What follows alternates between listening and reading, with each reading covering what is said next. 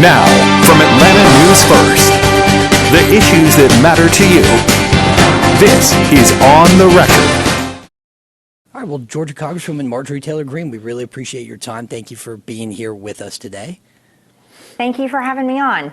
So I want to start, I have to go back to last month and first start by asking you about your resignation. You made that decision. You now have just a couple of days left really in Congress. What was it ultimately that made you want to make that decision to step down after years representing the 14th District?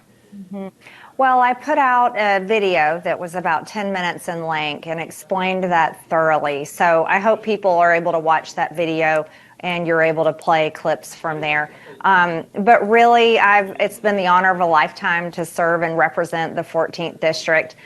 This is a district filled with wonderful, hardworking Americans that very much believe in America first. And I've worked so hard to basically bring their values and fight for them here in Washington, D.C. over the past 5 years.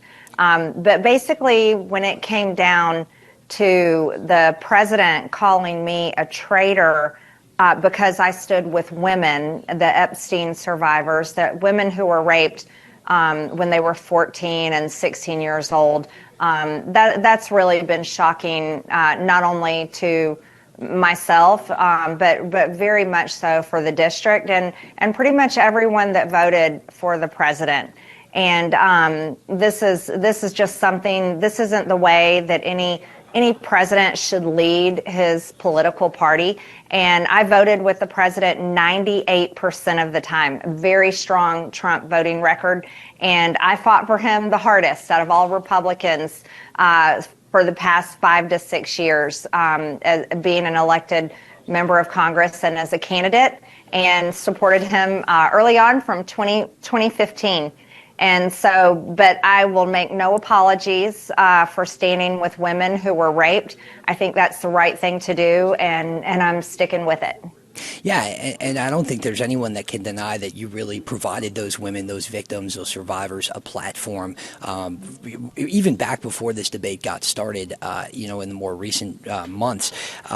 But it sounds like it really was the Epstein files that kind of caused this feud to become deep enough, this rift to become deep enough for you to want to take this step. And so, do you know anything that people should know about these files? We know they're going to come out in a couple of days, but was there something that you saw in there that made it important for you to, bring it to this level?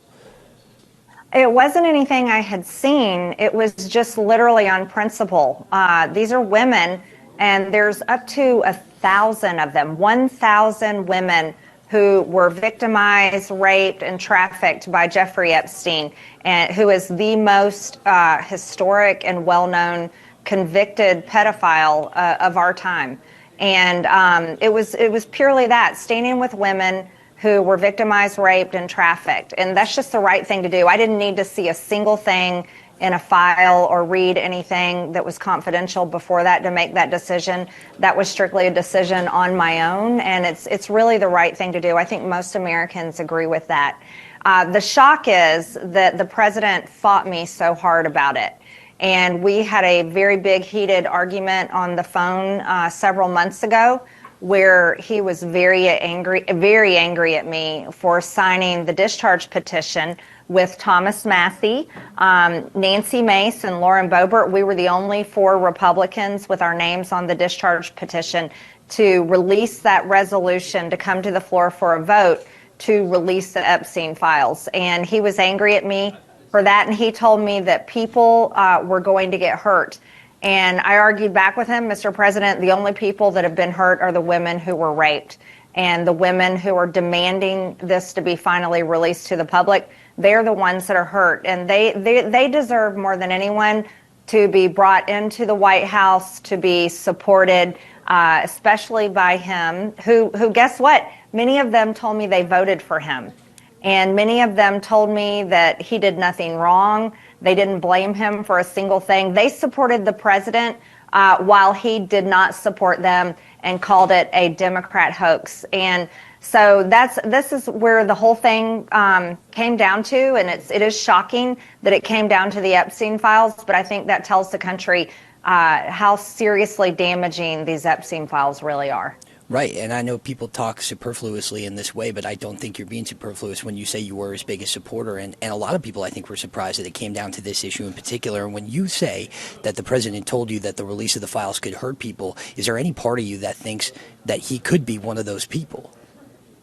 You know, I don't know. I'll go by with what the women have told me is they have never accused him. All the women that I've spoken to never accused him. And their attorney said that he was the only person that actually helped years ago in different cases. So based on what they've said, I still say no. But I think it's more important about who are the people that he is protecting. And I think that's where the real danger lies. I don't think anyone that raped young women or participated in their trafficking or their victimization should be protected. Those aren't people that we should protect, and the President of the United States should never protect. I think everyone would agree with you on that. You have, there's no question about it, received a lot of negative attention from the way the president has been calling you out, calling you a traitor, saying that you have gone rotten. You just let us know online this week that you've received close to 800, just shy of that many threats, and those are only the official ones that are being tracked. You noted in the 60 Minutes interview that you were getting pipe bombs to your house, you were getting threats to your family, your son. I mean, this is really scary stuff. How much blame do you put on the president and his words for stoking this? The recent threats, the pipe bomb threat to my house, the pipe bomb threat to our construction company office and staff, the threats that came into my office, and most importantly, the direct death threats on my son, I fully blame President Trump. And I sent those threats to him personally in a text message and addressed that matter very seriously. And his response was unspeakable. What he said to me, I'm not going to repeat it, but it was absolutely unreal. And he had no sympathy for me or my family. Mind you, don't forget, he's a billionaire president that is protected by Secret Service protection at all time, and his children and grandchildren are protected by Secret Service protection. Mine are not. None of us are protected by any security at all. So I was shocked by his response. I was also shocked by Susie Wiles and James Blair, Chief of Staff and Deputy Chief of Staff of the White House. I sent those same threats to them, and they had literally no reply to me whatsoever. And I couldn't believe that these are leaders in the White House and of the Republican Party politically as well. They do a lot with campaigns and have always in the past, and they had no reply back to me. So there was a lot there that was shocking. And I want to remind you again, I have voted 98% of the time with President Trump. I am a Republican member of Congress in good standing, have paid all of my dues to the NRCC every single Congress and hundreds of thousands of dollars more to support the Republican Party and elect Republicans to the House. And I have fought very hard all over the country helping elect Republicans. I was the first member of Congress to endorse J.D. Vance when he ran for Senate. I was one of the very first members of Congress to endorse President Trump when he announced he was running for president again. And this is how I've been treated. So I think this should be an eye-opening event to really lead people to look deeper into how the Republican Party is being managed and how they truly treat their members of Congress in very good standing. And nothing has changed about me. I changed nothing about my votes or my views. I literally just stood with women who were raped. Yeah. What you talk about changing, what about on a more personal, maybe even emotional level for you? I know that I don't want to make you into a broken record. I know you've apologized for some of the rhetoric that, you've exhibited over the last couple of years. But as you get these threats, is it something that you look back on and say, maybe I contributed to this as well? And I'm not blaming you for any of these threats. Obviously, that's not something that, you can control. And these are people who obviously are not participating in the political process in the right way at all. But do you think that some of the things that you said in the past may have led to some of this as well? I think it's everyone have led to it. I think it's both sides, and I'm talking about this a lot The toxic culture of politics has become extreme, and it's become extreme for both sides of the aisle. But it's really, I call it the political industrial complex. It's the way the two parties are set up to be constantly at war with each other. And that's how campaigns work. There's emails that go out attacking the other side, spreading salacious lies about them. That's all ginned up to create fundraising. And this is something that every single one of us have participated, Democrats and Republicans alike. I have come to the full conclusion that I think that is what is destroying our country. And it's also destroying the ability for us who do get elected to actually work with the others, the other side of the aisle, to do good things for the country and for our own districts. And so of course, it's easy for me to say, yes, I took part in this, but it's also extremely easy for me as a Christian to say, I don't want to have anything to do with that anymore, because I have seen firsthand over the past 5 years, the horrific results of it. And not just in my life where, our office reported 773 death threats, but we received far more than that. We just couldn't keep up with the volume. But then I've also watched Democrat members across the aisle deal with a load of threats against them and their families. And we've seen it in Minnesota, the shooting of the Democrat lawmakers, Josh Shapiro's house, governor of Pennsylvania, being set on fire. We've seen Donald Trump nearly assassinated at a Trump rally, being shot in the ear. And horrifically, we saw Charlie Kirk literally assassinated on a college campus. And so for every reason I just listed, this is why I totally don't want anything to do with this. It should be about issues and not about lies, slander, and destructive attacks on one another.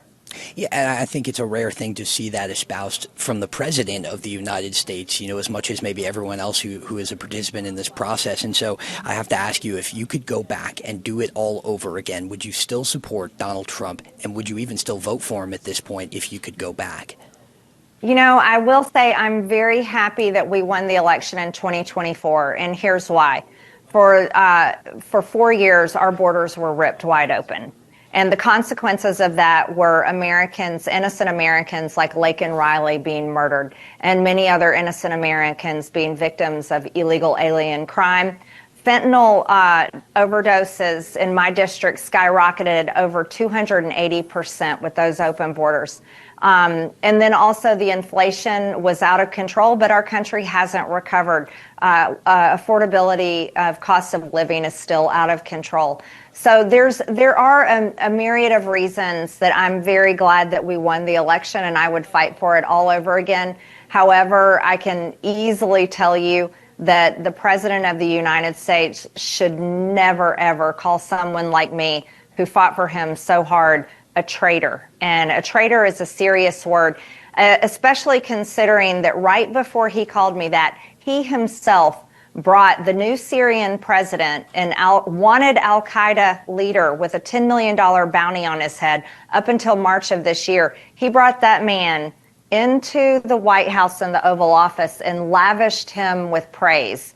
And then he turned around and called me a traitor, sending unbelievable hate and death threats against me.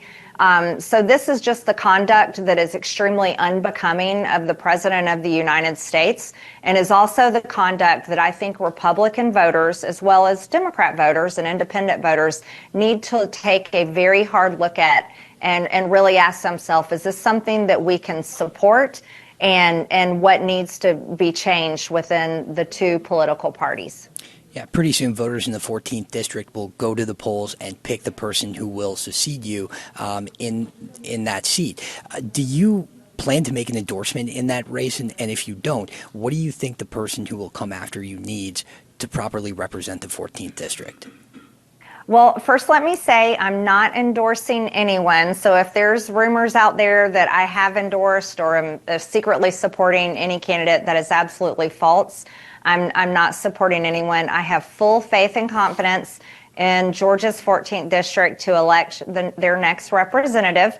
And I support the people in the district, and whoever they support, I think that they'll be making the right decision. So as far as the race, I'll be completely staying out of it and look forward to seeing how it turns out. Yeah, what about you? What's next for you? I know you've already said you're not going to run for governor, you're not going to run for Senate, you have no plans to run for president. And so if not politics, then what is next? I really don't know. Up until 2020, I was very much a normal person. I didn't come up through the Georgia political ranks or the GOP like the majority of my colleagues here in Congress. So I'm not one of those people that clings to power and needs that to fulfill my life in any way. My life has always been very fulfilled through my family and my friends and being very grounded in who I am. Do I know what I'm doing yet? I have no idea. I'm sure I'll take some time to get back with the people I love very much and probably enjoy giving a little bit of me time to myself. But I'm sure I'll figure something out. I'm not one that enjoys sitting around and not doing anything. Fair enough. Well, we just started this new political show. If you find you're getting an itch for politics, you can always come on. We'll be happy to have you. Okay.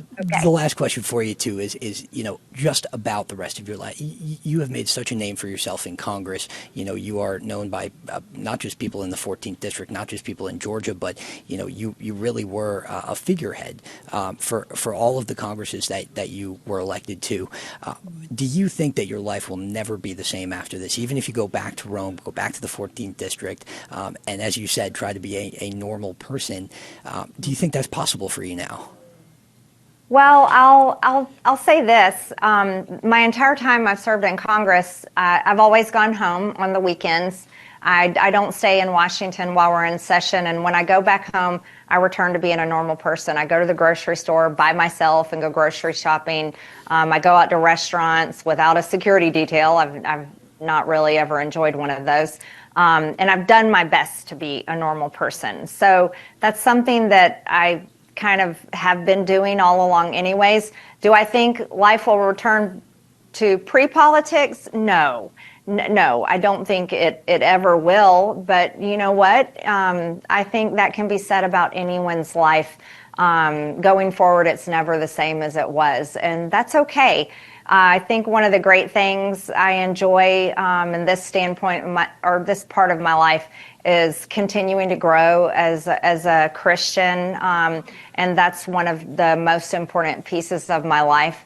But also always being able to learn and change and continue to move forward. So I guess that sums it up best. Yeah, no, I appreciate it. Well, Representative Greene, thank you so much for your time. We appreciate it. We look forward to seeing you when you're back here in the district. Hopefully we can sit down face to face, but thank you so much for calling in. We appreciate it. Yeah, thanks for having me. Thank you for watching A&F Plus. For more breaking news, live coverage, and your community stories, download the Atlanta News First app. You can also watch us on YouTube, Roku, Apple TV, and Fire TV. To join the conversation on YouTube Live, visit our channel and hit subscribe. You can also listen to the Atlanta News First podcast by searching Atlanta News First on your preferred listening platform.